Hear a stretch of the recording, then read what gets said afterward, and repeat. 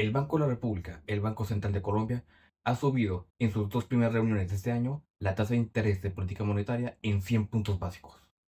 El presidente de la República, Gustavo Petro, ha cuestionado duramente esas decisiones y ha dicho que la junta directiva busca sabotear su gobierno. ¿Es esto cierto? ¿Es responsable subir tanto las tasas de interés? ¿Por qué se dice que el Banco de la República es independiente del gobierno? Para responder a la primera pregunta, primero tendríamos que saber quiénes son los miembros de la junta directiva. Desde la Constitución de 1991, la Junta Directiva del Banco de la República está compuesta por 7 miembros: el Ministro de Hacienda, el Gerente General y 5 codirectores, que son elegidos de 2 en 2 en cada periodo de gobierno, de forma que ningún gobierno controle la Junta Directiva. Sabiendo esto, ¿quiénes son los actuales miembros de la Junta Directiva? En primer lugar, el Gerente General es Leonardo Villar. Fue elegido codirector del Banco de la República en el año 1997 por el entonces presidente Ernesto Samper, ratificado por los presidentes Pastrana y Uribe hasta el 2009, cuando salió de la Junta, y después fue elegido gerente general del Banco de la República por los codirectores en el año 2021. En general es un economista muy ortodoxo y ha recibido muchos ataques del actual presidente Gustavo Petro. El ministro de Hacienda actualmente es Germán Ávila. Fue elegido por el actual presidente Petro en el 2025 y por obvias razones es el único miembro de la Junta que tiene jefe, o al menos el único que tiene un jefe de forma oficial. Por último, están los 5 codirectores. Viviana Taboada, nombrada en 2021 por el entonces presidente Iván Duque. Mauricio Villamizar, nombrado en 2021 también por Duque. Olga Lucía Costa, nombrada en el año 2023 por el presidente Petro, por recomendación del entonces ministro de Hacienda, José Antonio Campo. Laura Muisá, nombrada por Petro en el 2025, y César Giraldo, nombrado en el 2025 también por Petro. Nótese que de los 7 miembros de la Junta, 4 fueron elegidos a dedo por el presidente Petro. El ministro de Hacienda, que siempre es elegido por el presidente, y 3 codirectores. Solamente 2 miembros de la Junta, o 3, fueron elegidos por un presidente uribista. Entonces, en teoría, Petro debería tener mayoría. Sin embargo, en todas las reuniones de la Junta Directiva, donde se ha votado si subir, bajar o mantener inalterada la tasa de interés, en todas sus reuniones, la Junta ha ignorado sus pedidos. Entonces vale la pena preguntarse, ¿cómo han votado los 7 miembros de la Junta?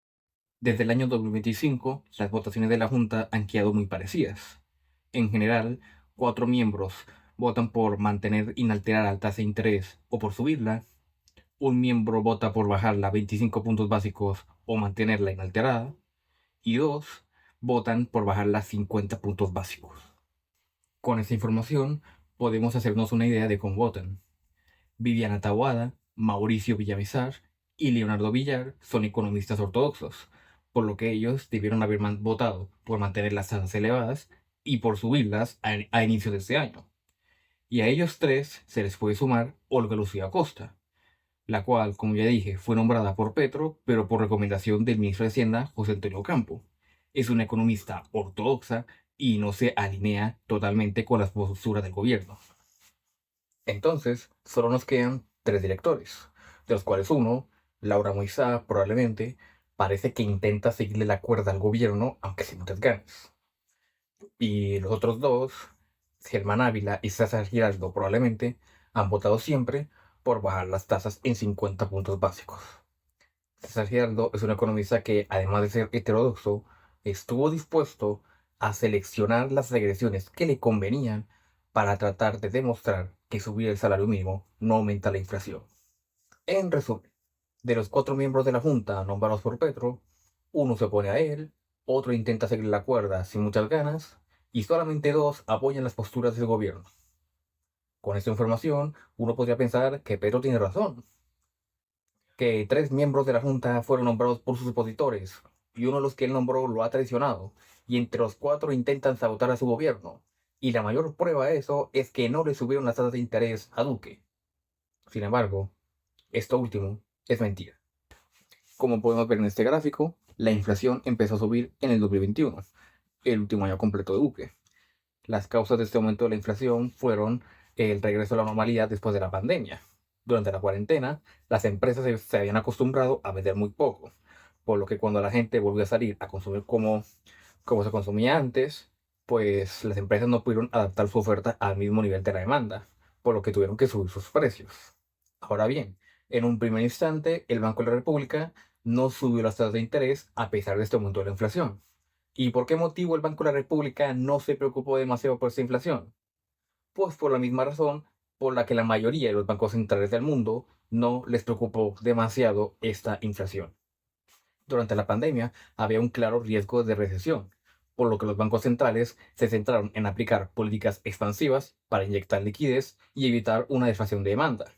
Luego, cuando terminó la pandemia, ocurrió un choque de oferta, como ya lo explicamos. Las empresas no pudieron aumentar su oferta al mismo nivel que la demanda. Si los bancos centrales, o en este caso el Banco de la República, hubiesen subido las tasas de interés, lo más probable es que la inflación no habría bajado o no habría bajado demasiado, ya que sus causas no eran solo monetarias, pero lo que sí habría ocurrido es que el crecimiento se habría estancado y por tanto la recuperación económica post pandemia se habría retrasado. Durante gran parte de 2021, los bancos centrales le dieron prioridad a la recuperación económica por encima de la inflación. Y aunque es cierto que por lo general a los bancos centrales no les debería preocupar el crecimiento, sino solamente el poder adquisitivo de la moneda, hay que considerar que nos encontrábamos en una situación económica y social muy particular. Por eso el Banco de la República no subió las tasas de interés en la primera mitad del 2021. Sin embargo, en la segunda mitad del 2021, el banco ya estaba subiendo las tasas. Y aún peor, a inicios de 2022, en plena campaña presidencial, el banco estaba subiendo las tasas. Por lo que decir que el Banco de la República ahora mismo busca perjudicar a Petro y antes buscaba beneficiar a Duque es completamente ridículo. Más aún, considerando que el propio Duque se peleó con el Banco de la República por estas subidas de las tasas de interés.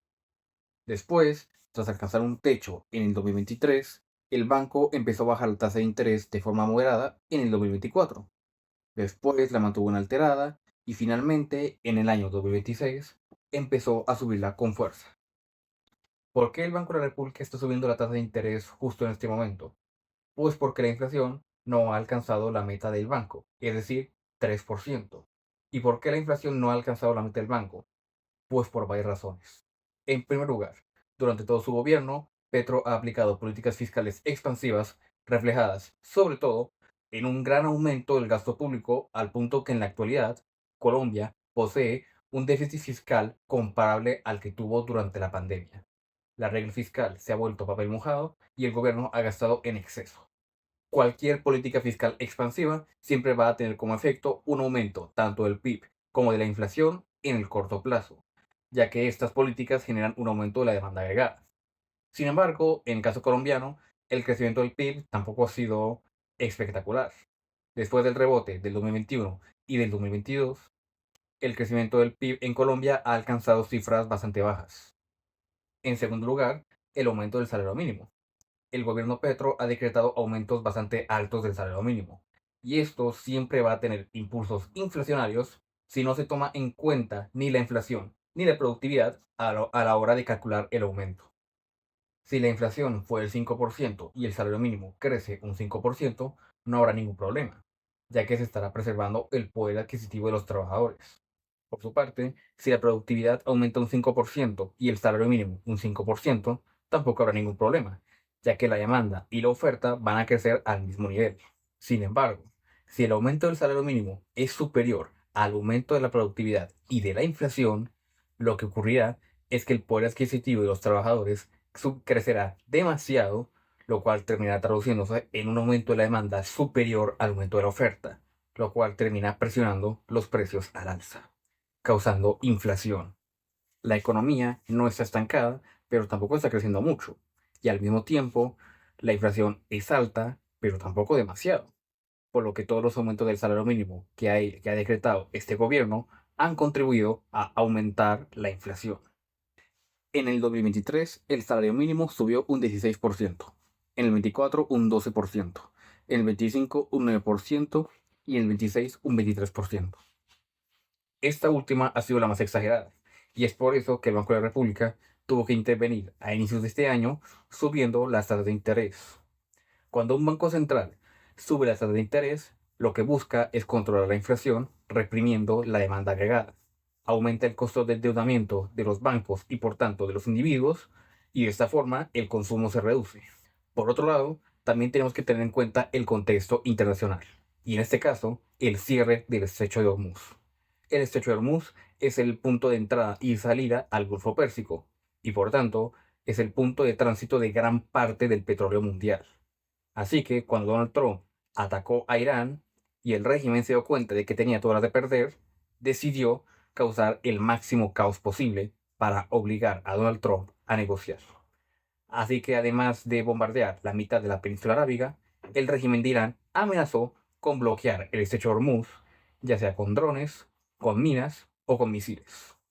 Y aunque el cierre no fue completo y algunos buques lograron eludirlo, la gran mayoría quedaron atrapados en ese cuello de botella, por lo que se generó una gran escasez de petróleo a nivel mundial y por tanto una subida del barril de petróleo, lo cual alimentó la inflación a nivel mundial. Y aunque en Colombia existe el Fondo de Estabilización de Combustibles, el gobierno Petro tuvo que recortarlo debido al enorme agujero fiscal que generaba.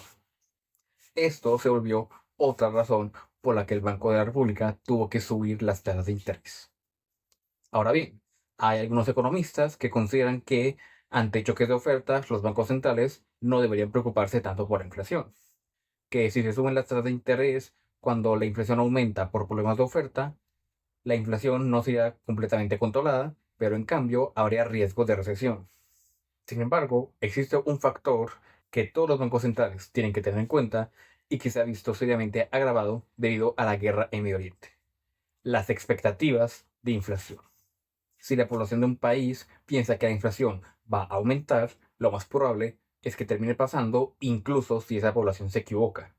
Si los productores piensan que en el futuro la inflación subirá, entonces van a subir sus precios para protegerse de la misma. Y esto termina generando la inflación que ellos esperaban que ocurriría. Y con los consumidores pasa lo mismo. Si las personas piensan que en el futuro subirán los precios, entonces comprarán hoy para comprar más barato. Y ese aumento de la demanda en el corto plazo genera la inflación que ellos esperaban que ocurriría. Esto se conoce como una profecía autocumplida. Por eso, la decisión del Banco de la República está justificada. Algunos podrán pensar que aún así la guerra en Irán no debería tenerse en cuenta, que el Banco de la República no tiene nada que hacer ahí. Sin embargo, repito, las expectativas de inflación son muy importantes. Podemos debatir si el Banco de la República se equivocó o no, pero lo que no podemos hacer es cuestionar su legitimidad y su independencia. Es completamente negativo que el presidente de la República y sus seguidores, sin importar cuál sea su ideología, es completamente negativo que ataquen al banco y lo descalifiquen simplemente por no arrodillarse a su agenda. Y más aún que lo hagan con argumentos heterodoxos que niegan toda la evidencia económica. Esto es una vergüenza para la propia izquierda, ya que en la Asamblea Nacional Constituyente del 91, la Alianza Democrática M19, de la que salió el actual presidente, la Alianza Democrática M19 se unió al consenso y apoyó la independencia del Banco de la República. Pero lo peor es que no es solo Petro y la izquierda. Otros presidentes, incluso de derecha, han cuestionado la independencia de sus bancos centrales, siendo el caso de Trump el más famoso, ya que llegó a amenazar con despedir a Jerome Powell. Y también está el caso de Turquía, el cual ya analizamos en un video anterior, y de hecho, las quejas tanto de Erdogan como de Petro eran bastante similares. Por eso, muchos expertos consideran que Olga Lucía Costa salvó a Colombia de sufrir el mismo destino que Turquía. Y aunque todos estos casos tienen sus particularidades, al final el problema es el mismo: cuestionar la independencia del Banco Central. La independencia del Banco Central no es un capricho, no es una doctrina neoliberal, como dicen algunos izquierdistas. Es un consenso alcanzado entre economistas después de ver a tantos países caer en las peores crisis económicas y sociales de su historia por culpa del mal manejo de la política monetaria por parte de sus políticos. Que después de tantos casos de hiperinflación y de absoluto desastre económico, por culpa de la manipulación de los políticos, de la política monetaria, que todavía existan políticos, tanto de derecha como de izquierda, que cuestionen la independencia del Banco Central, es completamente lamentable. La independencia del Banco Central es una protección institucional para controlar al político de turno y evitar que manipule la política monetaria según sus intereses electorales. Porque cuando los bancos centrales dejan de ser autónomos, quienes pagan el precio no son los políticos, sino los ciudadanos.